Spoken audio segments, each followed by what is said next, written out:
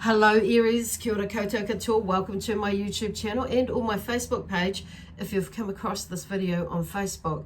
As always, I want to say thank you to everyone for the thumbs up, the likes, the shares, the comments, and also the donations. I've been really humbled, and I am really appreciative of the donations that have come through lately. So thank you so much for those, for everything, likes, shares, comments, and all those sort of things. It just really helps me to grow my channel and create more of an awareness out there with growing the channel. So feel free to share if you're wanting to, if it resonates with you and you feel others may benefit from it as well.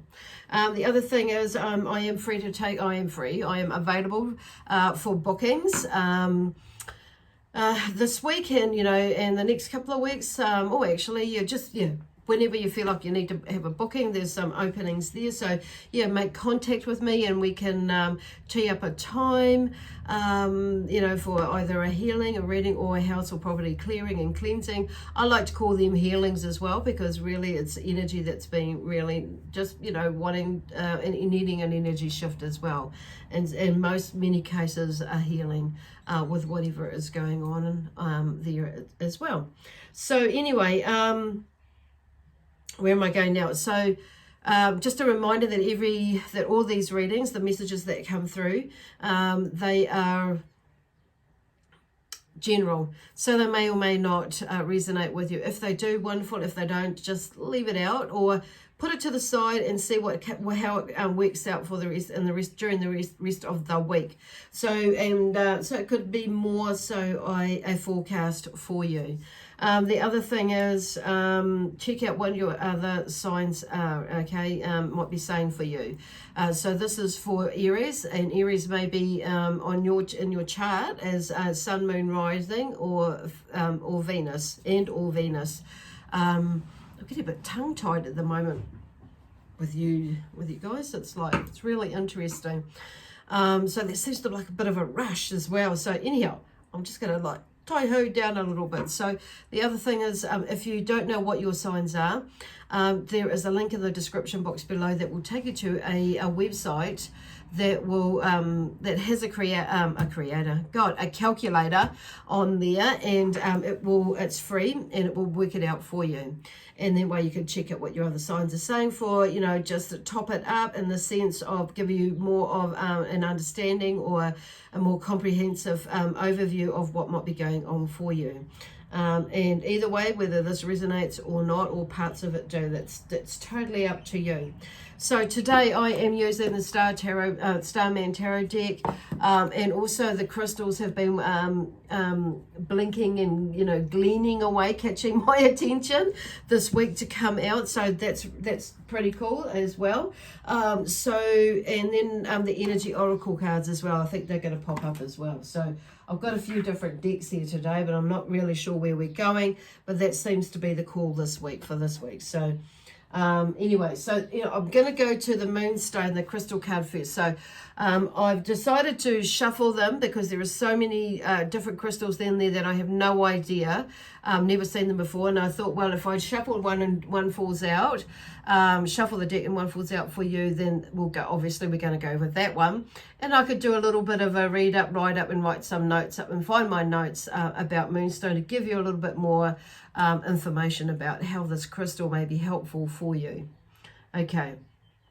So Moonstone is known for the Moonstone is a stone known for new beginnings, and it is a stone of inner growth and strength as well. So it will help soothe your soothe instability. If you may be feeling a little bit unstable at the moment and a little bit stressed, hence this tongue-tiedness that I had before, and the sense of rushing and then stopping, starting, sort of knee-jerk sort of energy that I had before. And it's that's really interesting. So anyway, it helps to soothe instability and stress and stabilizes emotions, providing calmness. So Moonstone enhances intuition, promotes inspiration, success, and good fortune in love and business matters. So some of you may have, had some changes in there, or made some growth, or looking for some growth in in either one of those areas. So yeah, just keep that in mind, so that the Moonstone may be really helpful for you at the moment. So Moonstone also cultivates compassion and empathy. It helps us to tap into our intuition and enhances psychic abilities and clairvoyance. So the creative and the intuitive power of the feminine energy is activated by the Moonstone. It can help us balance and cool down emotions and stress. And I'm just listening to that as I'm reading it, is like I'm hearing like some of you, it may be quite good hormonally as well. So interesting, because when I've actually had it around me more often than not, I have probably been, going through a moon cycle as per se, and especially when the moon comes out. So interesting, and even like the bodily moon cycle as well. So on the feminine side there. So it's number 37 in the deck. So 3 is about balance basically, and it's about finding, which is interesting about what we talked about before. It's about finding that pivotal point basically, like the axis point, in finding that balance. And it's like in the body, the mind, the spirit, and the soul. And really, it's, for me, it comes to that, that peace, that calm, and that heart-centered place when we're in that space. And in that space, we're more at peace with ourselves. It's when we've done when we're in that full embracing ourselves as well as the rest of the world. Calm, peaceful space. That's kind of where they're looking at the balance in that sense, okay? But it's finding balance, and it's that peace of mind, peace of heart, peace of bodies, peace of soul, peace of spirit. That's what I mean. When we know we're in that space, we're more in balance than probably what we have been before. Okay, so then we have the number 7. So 7 is about creation. And it's interesting because usually in getting to that space of balance and that place of balance, it is about learning about ourselves basically. So, and it's knowing that, but it's knowing that, learning about ourselves in our relationship with money, like with finances, with people, and that we are, or manifesting things. It's like realizing and knowing that we are the creator of what it is that we want to do, be, give, and have in our lives basically. So whether it be money, or finance, business, relationships, or anything like that. Okay, so we are the creators, or you are the creator of that yourself. Okay, so that's the energy, or the crystal for you this week that's been suggested or popped out, and that would like to help you this week, or forever, how long you help, or for how long. Yeah, or whatever that is. I'm kind of like nice now. For how long it is for you. Right, now, 9 of Swords is the first card out. Okay, so the 9 of Swords talks about anxiety and stress and imagination, overthinking that actually isn't really there. So that's what this is about. It's like, and this card talks about, I perceive danger everywhere. So you may be in that heightened space or place for yourself at the moment, and having this, overthinking things, and like another way of putting that is a hyperactive imagination about something around you.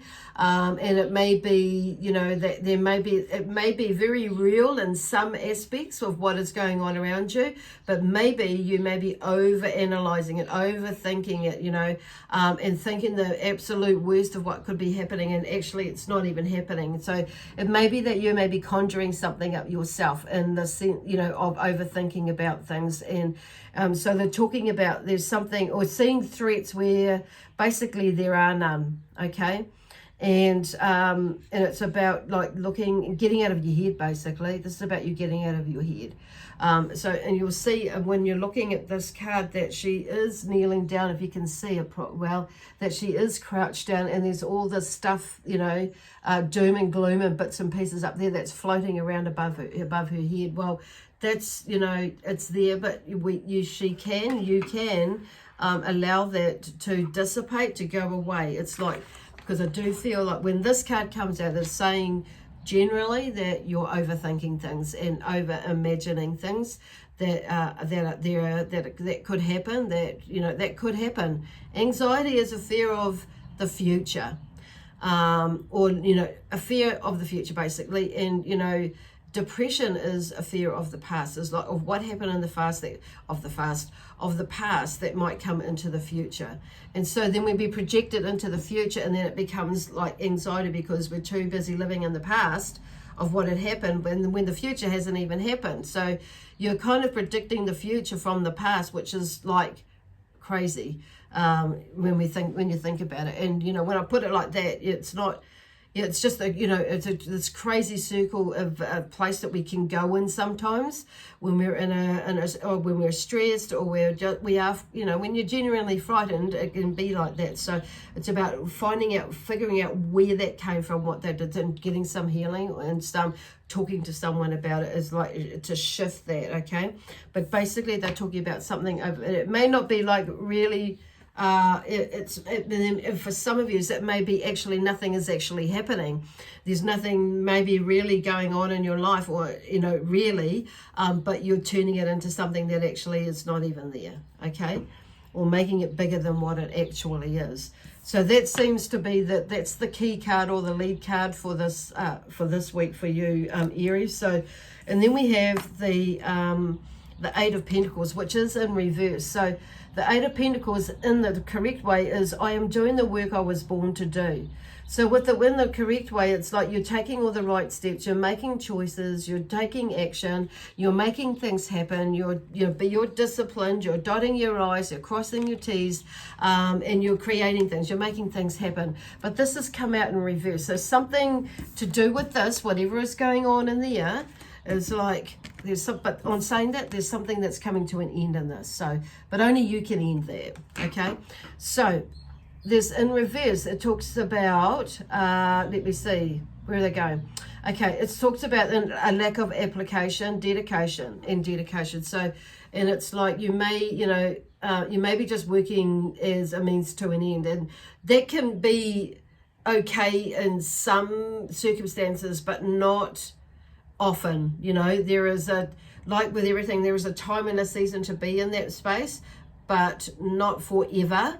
And maybe for a lot of you, not right now, because it's like you're wanting to move out of that space now. And it might have worked for a little space, or, every now and then at certain times of your life, but maybe some of you have gone into that space and because of something that's happened, and it's maybe thrown you off kilter.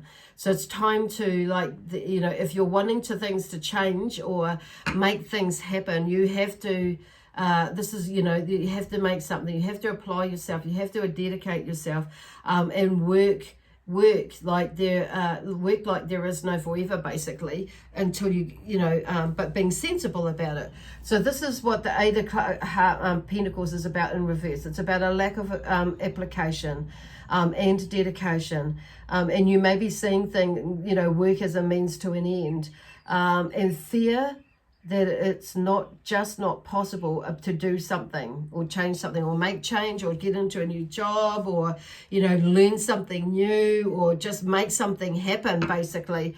And it's like skipping out of that, and you may be thinking that it's just not possible to thrive and, and doing what you love, basically. So, but you're not going to know if you're just going to go in like willy-nilly or muck around or not make an effort or, not really make an effort. So whatever, like this one, to reverse it is doing everything the reverse. So it's like applying yourself, dedicating yourself, doing the research to find out what works and what will not work. And so you can find out what may work and what may not work, according to your expenses and, what your cash flow or whatever flow you've got, and that sort of thing. So I'm going to turn that around. So it's going to be, and I am doing the work that I was born to do, okay? But you've got to do the work to do that, to create that. And then we have the Ace of Wands. So the Ace of Wands is I am the catalyst. So following on from that, it's like that boost of that energy. So something new comes out of that in the next week or so, where you start to turn around because something comes to an end, and then there's the Eight of Pentacles that's coming up, that's building up there, where you're starting to see and realize that actually I need to do this, you know, I need to make an effort. And then the Ace of Wands comes in to give you a bit of a boost and reminds you that yes, you are the catalyst.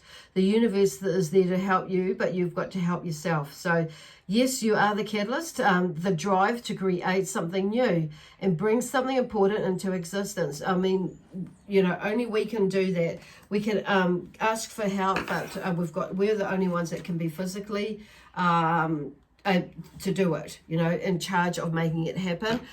Whether you're the one that is the directing and bringing people together to help you, the team or whatever it is, but it's up to ourselves or up to yourself to create it, to make it happen. So then we have the Eight of Wands, which is interesting because the King of Wands actually first. So the King of Wands comes in, he says, I seek to change the world. So the King of Wands brings in his energy. He is the inspired, charismatic leader or ruler who helps initiate change and applying a much needed discipline and just generosity to make ends, you know, to make something happen. So it becomes, you know, there's a more fruitful end, basically, and a more fruitful outcome, you know, basically. That's what they're talking about. You know, the outcome is where you want it to be or close to.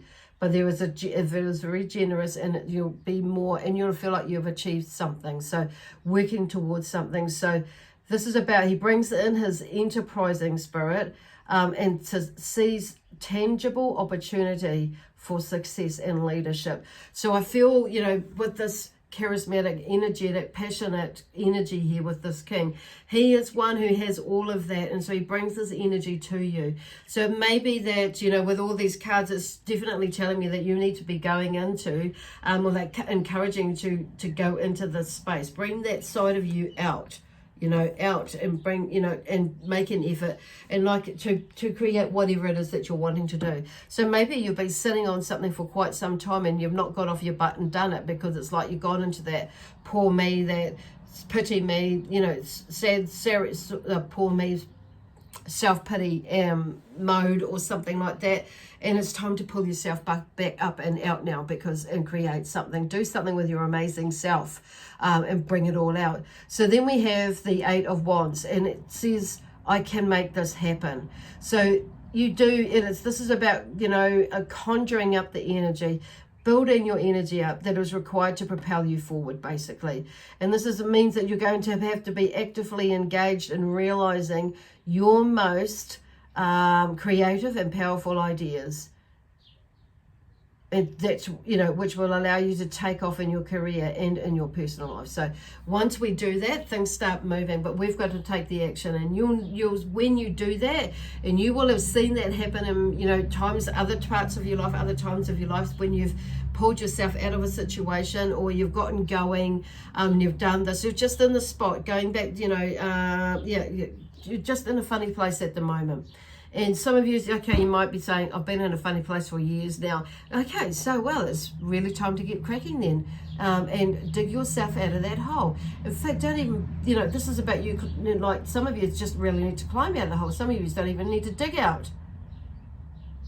Some of you only need, I mean, actually we only need to think out and we're out, okay? So they've been quite pushy, you could say, but they've been quite encouraging, okay, for you to get yourself moving. So definitely bring in this Moonstone energy there, so to help it balance your emotions, because 99.99% of the time it is our emotions that will stop us from, you know, moving forward. And when we're in that emotional flow, because we're thinking from our mind as well, and our emotions, our emotions in this area, in our tummy area, and it's the same as it's like our intuitive mind. And when they're, you know, when they're out of sync like that, and when you're starting to, like, you know, listen to both of them and they're both out of sync, and you've encouraged the other one, it's like this is about getting your emotions intact. This is about getting your mind intact, as in like switching whatever it is that you're thinking, because that's what helps us feel, you know. What we're thinking is what we will feel. If our emotions are going into that space, you know, if we're depending on which way you are, really, because sometimes on saying that, if you're more empathic, you will feel it, but you'll also think it as well. But, you know, it's just stronger when we go into that space. If you're more empathic than what you are a thinker, but for some of us, you'll be probably on an even keel there. But nevertheless, it's like getting in control of what you are thinking, which will help you get in control of your emotions, and vice versa. So it's like they team up. There's that connection. So we're just going to draw a card from the Energy Oracle deck, just to wind it all up, bring it all together and see what happens. So there may be one, there may be two. Okay, we'll see what flips out. I'm not going to take that one because it didn't actually flip out. That one flipped out. So in those ones, 3 turned over. So this one here, number 17, action. See, taking action. Balance, black and white, yin and yang, action. But I just feel like this is just really about action. And it's number 17. So 1 is a new beginning. 7 is about, you know, creating and learning about yourself. So it's taking this when we start going on the journey, when we make that decision, this new beginning will happen for you. You'll start to learn more about yourself, basically. So it's like twofold.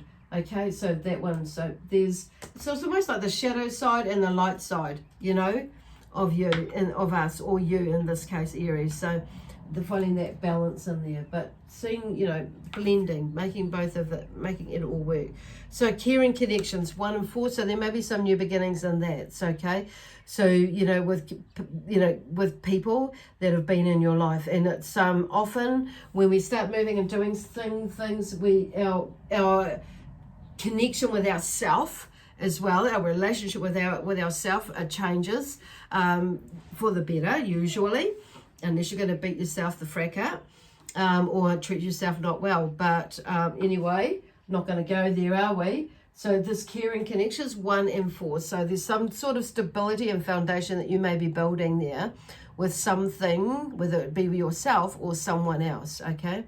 And then we have number 35, the first chakra with Archangel Michael, okay? So once again, he comes in with balance. And 5 is about energy. No, really seeing everything as energy and vibration, basically. So we're helping you work with that, shifting your energy by going into that space where you're going to be able to, you know, manifest things or align things to you, shifting your space in that way. So daughter romance. So some of you, there may be some more romance that's coming into you. That's a door may be opening for you. And it may be more so maybe within a relationship that you're already in, something shifts. And so in a relationship, and, you know, it may be like they're reminding me, they're showing me like you may be redoing your vows or something, and that sort of sense. So you may be in a relationship, a marriage already, but there may be a new sense of romance within that relationship. So to the point where you may want to redo your vows and to express the amazing love that you have for each other and connection that you have with each other. So in some of you, so literally, I think there is somebody that's coming in 33 because things are more in balance with you, okay? That's probably why. It's like, yep, I'm ready to go. I'm ready to do that now. So there's something that's blossoming, that's blooming. And look at that. I've just been looking at the heart that's inside this cage in there. So it's just really cute. It kind of reminds me like something is, you know, the heart. When I say inside, it looks like it's inside, but there's a lock. It's actually a heart with a lock. So somebody's coming in. Romance. They're opening the key. They're the key to open your heart. Okay? Cool. Anyway, I'm going to leave it there with you now, Aries. So I'll say goodbye. With lots of love, peace, harmony, and joy from my spiritual team, the energy of the Zions, and also the energy of Aries. Okay, we'll see you next Monday. Bye for now.